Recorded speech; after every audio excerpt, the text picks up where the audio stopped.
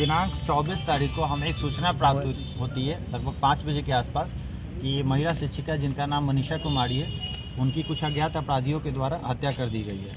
सूचना का सत्यापन किया जाता है तो इनके जो ससुर जी है जिनका नाम नरेश शाह है, उनके द्वारा बताया जाता है क्या कि कुछ ऐसे लोग हैं जिनका ज़मीनी विवाद उनके साथ चल रहा था, उनके द्वारा वो लोग आते हैं और हथियार के बल पर उनकी हत्या करना चाहते हैं। उसी क्रम में वो ऊपर चले जाते हैं और उनकी हत्या ना होकर के उनकी बहू की हत्या हो जाती है। हालांकि हमने उस समय भी बोला था कि कुछ ऐसे मामले हैं जिस पे अन्य बिंदुओं पे भी जांच करने की आवश्यकता है। इसी क्रम में जब हम लोग जांच करते हैं, जांच के क्रम में हमें पता चलता है कि कुछ अन्य भी हैं जिसे हमने देखना है। लड़की के घर वाले, उनका भी आवेदन हमें प्राप्त होता है जिसमें उन्होंने ससुराल वाले के पक्ष में ही आवेदन दिया है कि कुछ महीने पूर्व से ही पति पत्नी के बीच में थोड़ा मनमुटाव चल रहा था, जिसके आधार पे घर वालों ने बीच बीच में कॉम्प्रोमाइज़ करने की कोशिश भी की थी। हालांकि मामला कुछ ठीक नहीं चला और नहीं बन रहा था।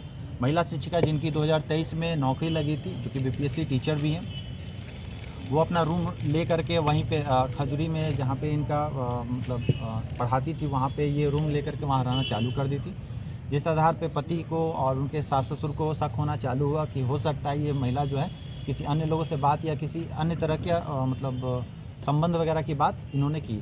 और शक के आधार पे इनके जो पति हैं जिनका नाम अनीश कुमार है, उन्होंने इस शक के आधार पे एक हथियार परचेज किया है इन्होंने, जिसका एक प्रूफ भी है जो कि इन्होंने क्रेडिट कार्ड से पेमेंट किया है।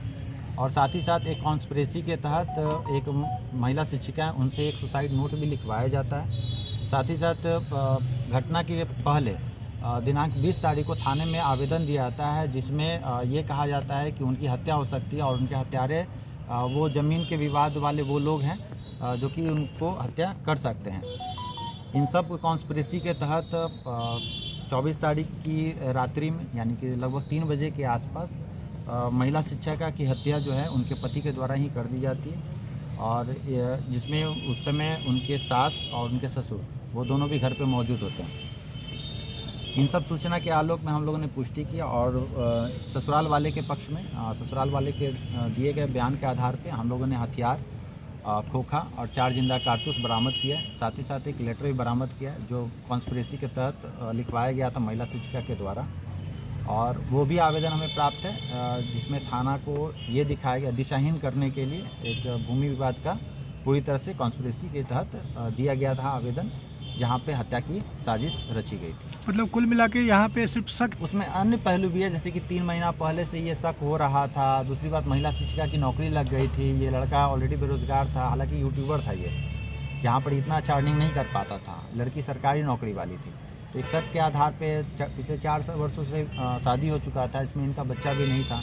तो ये हालाँकि इनको शक था कि कुछ और ना हो जाए, नौकरी लगने के बाद ये महिला कहीं और चली ना जाए, इस तरह की स्थिति पैदा हो रही थी, जिसके आधार पे इन्होंने इसकी हत्या कर दी। इसमें किनकी इसमें उनके परिवार के मतलब लड़की के सास, ससुर और पति और वो 2 गिरफ्तार हुए हैं जिन्होंने हथियार की सप्लाई की थी इनको।